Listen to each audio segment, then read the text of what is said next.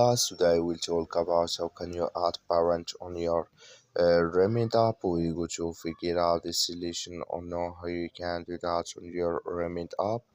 So you just follow this ways, then it's going to work with you. All you have to do, so you just go above this sign, click on it here.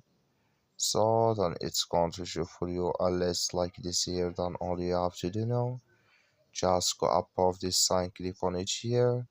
So when you just click on it, it's going to show for you a list like this here.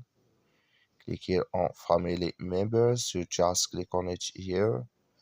So then it's going to take you to this list here. Then all you have to do, just click here on add parent here. So then it's here, you search for your parent here if you have uh, on contact. So if you have a contact of your parent, just add it here or search for it, then it's going to show for you, then you add it on your app. That's all you have to do. Thank you for watching. Don't forget to support us by liking, subscribe.